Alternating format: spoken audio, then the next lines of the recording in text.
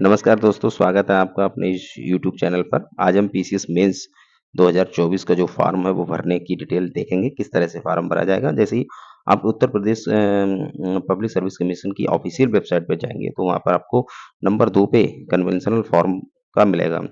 Fill online detail और advertisement जो अपना पीसीएस 2024 जिन्होंने प्रीलिम्स क्वालिफाइड किया, उन्हें मेंस का फॉर्म भरना है। तो ये जैसे ही इस पे आप क्लिक करेंगे इस वाले फंक्शन पे, तो आपके सामने एक इंटरफेस खुल के आएगा इस तरह से। अब इसमें आपको वो अपना ओटीआर नंबर डालना पड़ेगा यहाँ पे। ओटीआर नंबर वही जो आपने पहले रजिस्ट्रेशन कर रखा है, वो रजिस्ट्रेशन करते समय आपको ओटीआर पासवर्ड बनाना पड़ा होगा। इसमें आप अपना ओटीआर नंबर फिल करके और प्रोसीड पर क्लिक कर देंगे। जैसे ही आप प्रोसीड पर क्लिक करेंगे तो आपका अगला इंटरफेस खुल के आएगा इस तरह से। तो जैसे कि मैंने यहाँ दिखाया है कि अपना ओटीआर नंबर डाल के जैसे ही मैंने प्रोसीड किया, तो मेरा ये डिटेल खुल के सामने आ गया है। आपका नाम होगा, पिताजी का नाम, माताजी का नाम, कैटेगरी जो आपकी है और जेंडर वगैरह होगा, स्टेट होगा, होम डिस्ट्रिक्ट होगा। ये आप सब कुछ सही होने के बाद आप यहाँ पे अगर कुछ कमियाँ हैं तो आप ओटीआर में जाके आप संशोधन कर सकते हैं। अगर ये सारी चीज़ें सही हैं तो अगला आप क्लिक टू ऑथेंटिकेट के लिए आप सबमिट करेंगे इस पे। इस पर सबमिट करते ही आपको नया इंटरफेस खुल के सामने इस तरह का आएगा। और उसके बाद यहाँ पर आपने जो ओटीआर बनाया होगा उसके साथ में आपने पासवर्ड बनाया होगा, यहाँ पे पासवर्ड फिल कीजिए। अगर पासवर्ड फिल करते समय आप भूल रहे हैं पासवर्ड, तो नीचे यहाँ पे देखिए आप फॉरगेट पासवर्ड का ऑप्शन आ रहा है, तो यहाँ पे आप क्लिक करके उसको फॉरगेट कर सकते हैं, मोबाइल नंबर या ईमेल डाल के। उसमें आप अपना पासवर्ड मंगा सकते हैं और नया रीसेट कर सकते हैं। तो यहाँ पे इंटर पासवर्ड जो आपने किया है उसके बाद प्रोसीड पर आप क्लिक करेंगे। प्रोसीड पर क्लिक करते ही आपके सामने इंटरफेस इस तरह से निकलेगा। जैसा कि आप लोग देख रहे हैं, मेरा पीसी 2025 का फॉर्म अप्लाई किया गया है और पीसी 2024 का फॉर्म अप्लाई किया हो, समीक्षा अधिकारी का फॉर्म भी अप्लाई किया हो। जितने भी आपके पीसीस के फॉर्म अप्लाई होंगे यहाँ पे आ जाएंगे। अब हम बात कर रहे हैं पीसी 2024 मेंस की, तो हम 2 नंबर पे जाएंगे और जैसे ही आप इसको आगे देखेंगे, इस तरफ स्क्रॉल करेंगे, इधर के लिए जब आप स्क्रॉल करेंगे तो यहाँ पे आ जाएंगे। तो यहाँ करने के बाद आपका इंटरफेस इस तरह से खुल के आएगा और ये 2 नंबर वाले कॉलम में हम जाएँगे, तो यहाँ पे आपको चेक लेटेस्ट स्टेटस पर क्लिक करना होगा। जैसे ही आप इस पे क्लिक करेंगे, तो आपके सामने एक नया इंटरफेस खुलेगा इस तरह से। अब इसमें आपका लग रहा है अपनी वो जो एक्सेप्टेड वाला जो आप पहले भी देख चुके होंगे, तो करंट एक्टिविटी पे आना है। करंट एक्टिविटी में लिखा हुआ है फिल करने के लिए conventional form your pending activities. Pending activities में आप देख रहे होंगे कि यहाँ पे फी डिपॉज़िशन फी डिपॉजिट करने के लिए बोल रहा है, ये मैंने अपना कर रखा है। अगला है file information under detail application form, तो इसके लिए और एक अगला है आपका अपलोड डॉक्यूमेंट। तो पहले आप इसको भरेंगे, उसके बाद इसको करेंगे। जब ये प्रोसेस हो जाएगी उसके बाद हम डॉक्यूमेंट को अपलोड करेंगे। तो इसमें जैसे ही ये करने के लिए हम proceed file information under detailed application form पे क्लिक करेंगे इस पे, तो हमारे पास नया इंटरफेस खुल के सामने आ जाएगा। वो डिटेल इस तरह से आएगी, आपकी पर्सनल डिटेल होगी, व्यक्तिगत डाटा जो है वो आपको भरना होगा। जैसे यहाँ पे कैंडिडेट का नाम हिंदी में, अगर आप हिंदी में फ़ॉन्ट कर लेते हैं, हिंदी में कर लेते हो ठीक है, वरना इन्होंने दिया है कि हिंदी में नाम लिखने के लिए निम्नलिखित टिप्पणियाँ अपनाएँ। जैसे यहाँ पे किसी का नाम शिव कुमार है, तो वो जैसे ही शिव लिख के स्पेस बार को दबाएगा, उसका नाम ऑटोमेटिक हिंदी हो जाएगा। अगर किसी का नहीं भी होता है, इस तरह से कुमार लिखने पर अंग्रेजी में जब कुमार लिखेंगे, अंग्रेजी में शिव लिखेंगे, स्पेस देंगे, तो हिंदी में ऑटोमेटिक हो जाएगा। अगर नहीं होता है तो हिंदी में आप अपना हिंदी में टाइप करके लिख लीजिए। यहाँ पर अपना मोबाइल नंबर डालिए। मोबाइल नंबर डालने के बाद यहाँ पे आप मतलब चेक करेंगे माता पिताजी का नाम पहले से ही होगा, ठीक है?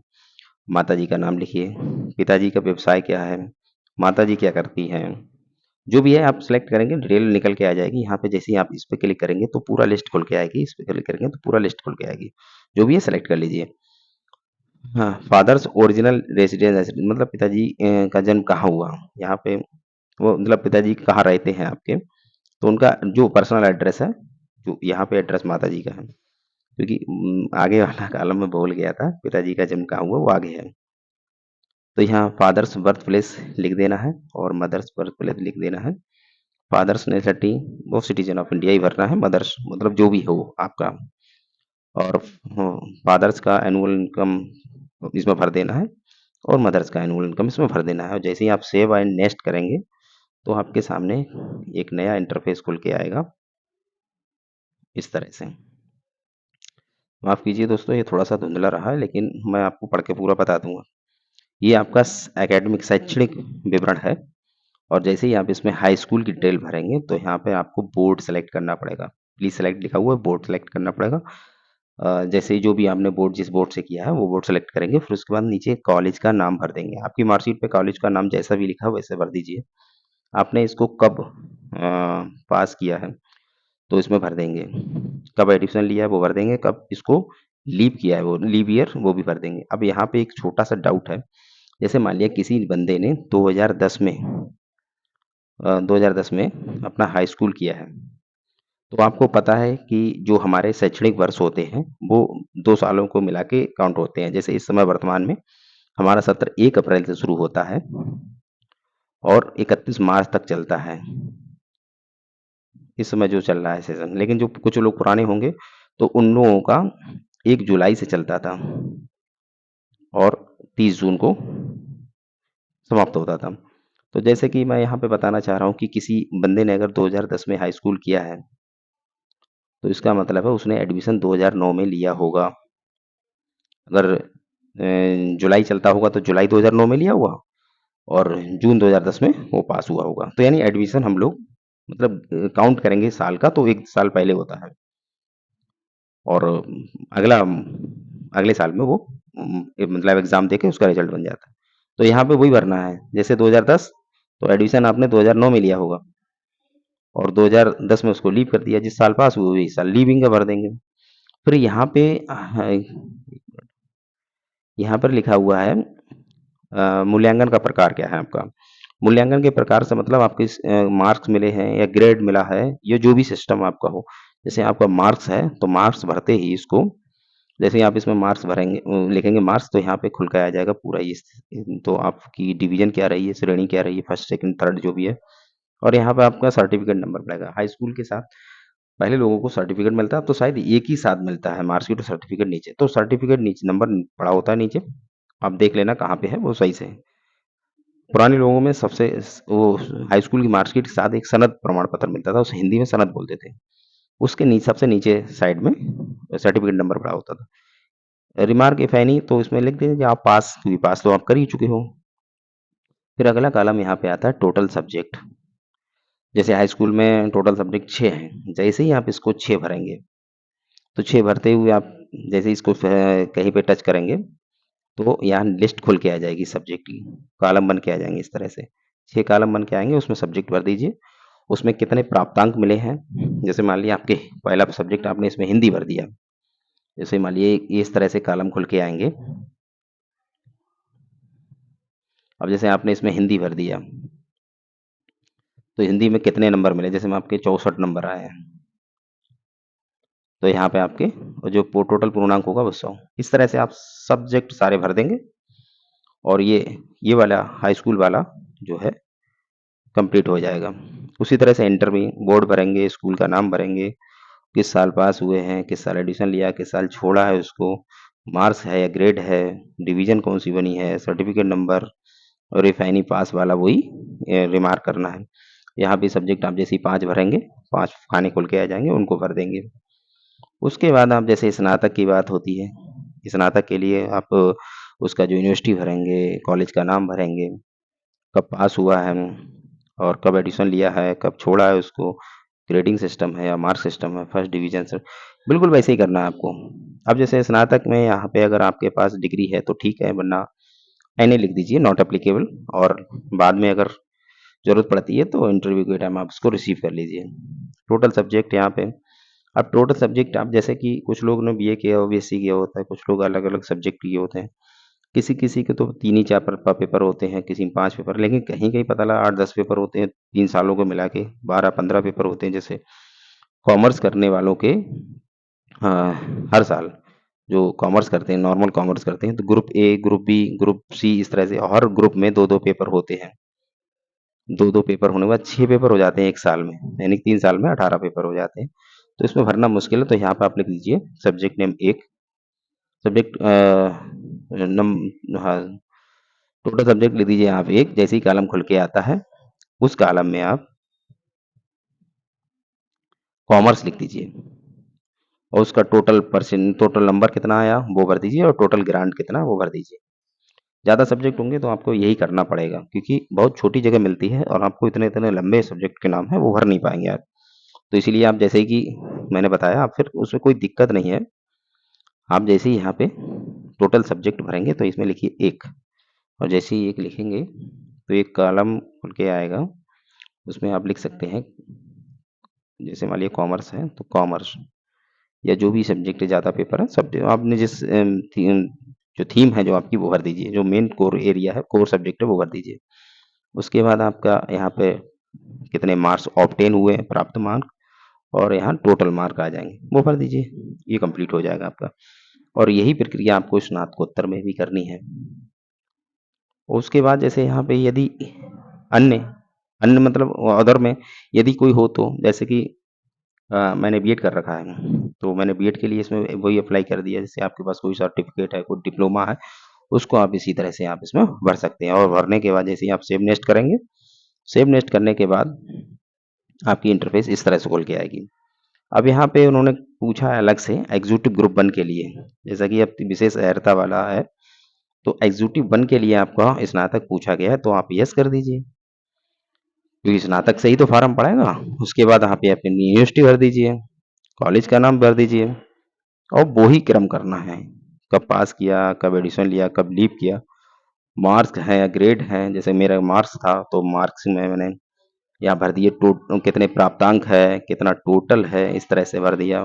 फर्स्ट डिवीज़न बनी है, सेकंड बनी है, किस तरह से क्या है, सर्टिफ़िकेट नंबर डाल दीजिए मतलब वो डिग्री का नंबर अगर है तो डाल दीजिए या पास लिख दीजिए और सब्जेक्ट नेम जैसे कोर एरिया किसी का है जो भी है, तो केमिस्ट्री ऑनर्स से किसी ने कर रखा है तो या केमिस्ट्री ऑनर्स लिख दे, बीकॉम कॉमर्स लिख दे।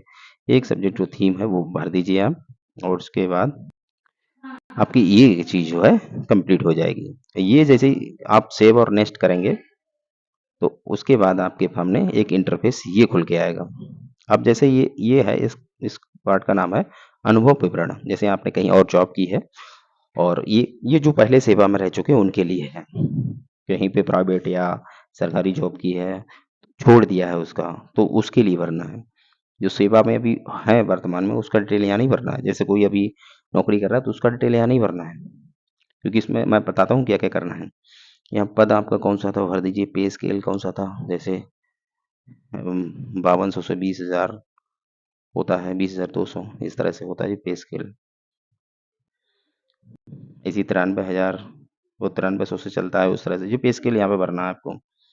पे स्केल भरने के बाद आपको ग्रेड पे भरना है। जैसे ग्रेड पे आपका कितना है, 2000 था, 2800 था या 4200 था, जो भी है आपका।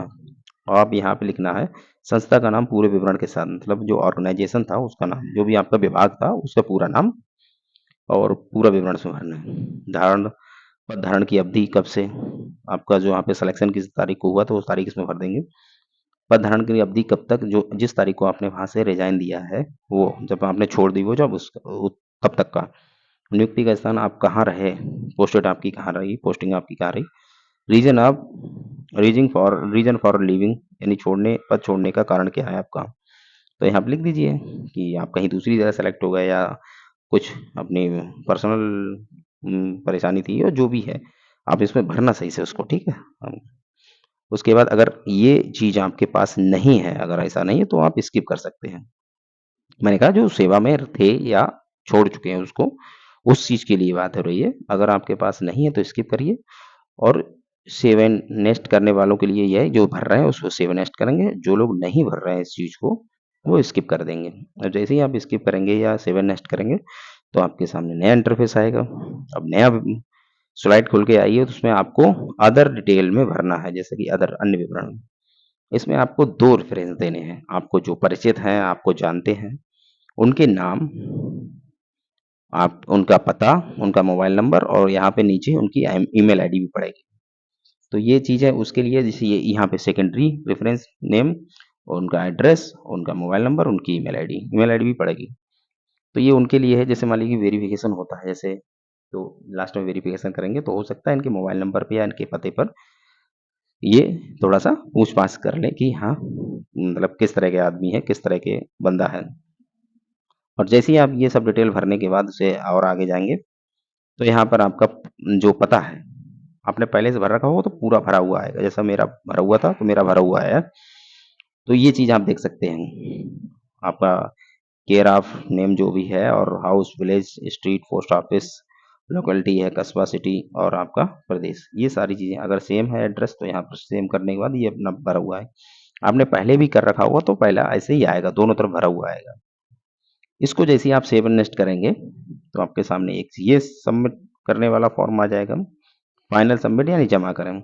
जैसे कि यहाँ घोषणा पत्र भरा हुआ है, मेरा नाम, पिताजी का नाम भी लिखा हुआ है, वो सारी चीज़ें पढ़ लीजिए। उसके बाद इस चीज़ को आप जैसे ही क्लिक करेंगे, इसको क्लिक करने के बाद इसमें यस या नो 2 चीज़ें आती हैं, यस या नो। तो आप यस पे क्लिक कर दीजिए। यस पे क्लिक करते ही यहाँ पे और फंक्शन खुल के आ जाएँगे। एक प्रीव्यू का आ जाएगा, सबमिट वाला आ जाता है। तो प्रीव्यू पे क्लिक करके जैसे ही आप प्रीव्यू पे क्लिक करेंगे तो आपका पूरा जो है फॉर्म, पूरा फॉर्म खुल के आ जाएगा। आप उसको पढ़ लीजिए कि क्या-क्या चीज़ें हैं, क्या चीज़ें सही हैं, क्या गलत, कोई दिक्कत तो नहीं है। जैसे ही आप प्रीव्यू करेंगे तो नीचे सबसे लास्ट में आता है 1 मिनट में आपको दिखाई देता हूँ।